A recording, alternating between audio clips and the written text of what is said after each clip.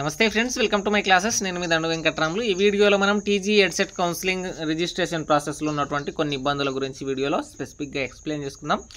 కొంతమందికి ఓటీపీస్ రావడం లేదంటనని చెప్పి కామెంట్ చేస్తున్నారు. మరి కొంతమంది ఈమెయిల్ వర్క్ కావడం లేదని చెప్పి చెప్తున్నారు. వీటికి సంబంధించినటువంటి సొల్యూషన్స్ ఏంటనేటటువంటివి చూద్దాం.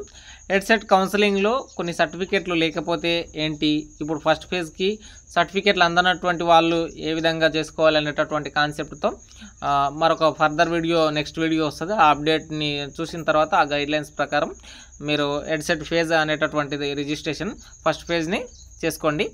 చూడండి, మొదట ఓటీపీస్ ప్రాబ్లం, ఈమెయిల్ ప్రాబ్లం ఒకటే రకమైనటువంటి కంటెంట్ కాబట్టి మొదట మనము టీసీ గురించి మాట్లాడదాం. టీసీకి సంబంధించినటువంటిది మీకు స్క్రీన్ మీద ఒకటి కనిపిస్తుంది కదా, అండర్టేకింగ్ ఫర్ ట్రాన్స్ఫర్ సర్టిఫికేట్ అని చెప్పి.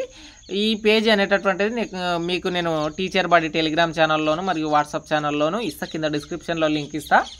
చూడండి, ఇందులో ఈ పేజ్ని మీరు ప్రింట్ తీసుకొని దీంట్లో ఐ అనేటటువంటి ప్లేస్లో మీ పేరు, మీ ఫాదర్ నేము, మీ పలానా ఆల్ టికెట్ నెంబరు, మీ ర్యాంకుకి సంబంధించినటువంటి డీటెయిల్స్ రాసి, నేను ఇంకా డిగ్రీ ఫైనల్ ఇయర్లో ఉండి టీసీ ప్రాబ్లంలో ఉన్నా, అంటే టీసీని ఇంకా తీసుకోలేను, టీసీ జాయినింగ్లో రిపోర్ట్ చేస్తానని చెప్పి మీరు ఈ లెటర్ ద్వారా అందిస్తున్నారనమాట. సో దానికి మీరు కింద సిగ్నేచర్ చేస్తారనమాట. సో ఇటువంటి ఈ పేపర్ని పెట్టి టీసీకి సంబంధించినటువంటి నెంబర్స్ అనేటటువంటివి, ప్రొవిజనల్కు సంబంధించినటువంటి నెంబర్స్ అనేటటువంటివి 5 డిజిట్స్ అట్లా ఉంటాయి కదా, అంటే సెమిస్టర్ వైజ్ ఉన్న వాళ్ళకు ఒక రకంగాను, ఓపెన్ యూనివర్సిటీకి ఒక రకంగాను ఈ విధంగా ఉంటాయి. సో మీరు ఆ ప్లేస్లో 5-1 అంటని చెప్పి 1-1 అని చెప్పి ఒక 5 నెంబర్స్ని యాడ్ చేయండి. మీకేం ఈ విషయంలో మీకు రిజెక్ట్ అనేటటువంటిది ఏం కాదు. సో టీసీకి సంబంధించినటువంటి సొల్యూషన్ ఏంటంటే, దీనికి సంబంధించినటువంటి ఈ పేపర్లో మీరు రాసి ప్రింట్ తీసుకొని రాసి దీన్ని పిక్ తీసుకొని ఈ రిజిస్ట్రేషన్ ప్రాసెస్లో దీన్ని అప్లోడ్ చేయడానికి ప్రయత్నం చేయండి. దాని తర్వాత ఇది ఎట్లయినా మీకు టెలిగ్రామ్ ఛానల్లో ఇస్తా, మీరు క్లియర్గా ప్రింట్అవుట్ తీసుకోండి. ఇక నెక్స్ట్ ఏదైతే మీరు లాగిన్ అయ్యేటప్పుడు మొబైల్ ఓటీపీ మరియు ఈమెయిల్ ఓటీపీ అనేటటువంటివి వస్తాయి కదా, మొబైల్ ఓటీపీ మరియు ఈమెయిల్ ఓటీపీ. ఇక్కడ మీకు మొబైల్ నెంబర్ని కావచ్చు మరియు ఈమెయిల్ని కావచ్చు, రెండింటిని కూడా మీరు అప్డేట్ చేసుకునేటటువంటి అవకాశం ఉంటుంది. ఒకసారి ఒక నెంబర్కి రాలేదనుకోండి, మరో నెంబర్ని యాడ్ చేసుకోండి. ఒక ఈమెయిల్కు రాలేదనుకోండి, మరో ఈమెయిల్ని యాడ్ చేసుకోండి. కానీ మొబైల్ నెంబర్కి వచ్చి ఈమెయిల్కు రాలేదనుకోండి, అప్పుడు మీకు చాలా సిచ్యువేషన్లో మీకు నోటిఫికేషన్ రాదు, మీరు ఈమెయిల్ని ఓపెన్ చేసి చూడాలి. సో ఆ ఈమెయిల్లో కూడా ఒకసారి చూడండి, మీకు స్క్రీన్ మీద చూపిస్తాను. ఈమెయిల్కి సంబంధించి నేను దీనికి సంబంధించినటువంటిది నేను చేస్తున్నప్పుడు ఎదుర్కొన్నటువంటిదే.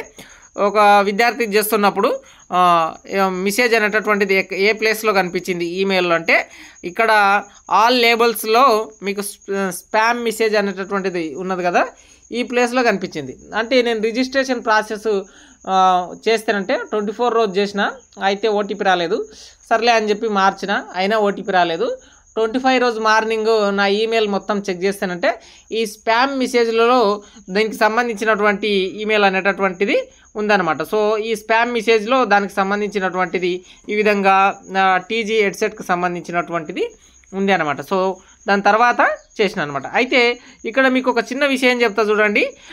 ఈమెయిల్కు కానీ ఏదైతే ఈమెయిల్కు మొబైల్ నెంబర్కి వచ్చినటువంటి ఓటీపీస్ ఉంటాయి కదా, మీరు ఈ రోజు చేసినా, రేపు చేసినా, ఎల్లుండి చేసినా, ఏ రోజు చేసినా సరే మొబైల్ నెంబర్కు వచ్చే ఓటీపీ ఎప్పటికీ ఒకే రకంగా ఒకటే వస్తుంది. ఈ రోజైనా రేపైనా రీసెంట్ మీరు ఎన్నిసార్లు కొట్టినా ఒకటే వస్తుంది. మీరు దాన్ని నోట్ చేసుకొని పెట్టుకోండి. దాని తర్వాత ఈమెయిల్ది రీసెంట్ చేసిన ప్రతిసారి ఈమెయిల్లో మీకు రాలేదనుకోండి, వచ్చినప్పుడు దాన్ని నోట్ చేసుకొని మళ్ళీ ఈ పేజీలోకి లాగిన్ అయ్యి రిజిస్ట్రేషన్ పేజ్లో మీరు పేమెంట్ కంటే ముందు మొబైల్ నెంబర్ని, ఈమెయిల్కు వచ్చినటువంటి ఓటీపీలు మీరు మళ్ళీ రీసెంట్ కొట్టకుండా మీ వద్ద ఆల్రెడీ ప్రీవియస్గా ఉన్న ఓటీపీస్ ఉంటాయి కదా, వాటిని ఎంటర్ చేసినా సరే మీకు ఈ వెరిఫై అనేటటువంటిది అయిపోతుంది అనమాట. సో ఇది దీనికి సంబంధించినటువంటిది. మీరు జస్ట్ అప్డేట్ ఈమెయిల్ చేయండి, దానివల్ల మీకేం ఫరక్ పడదు.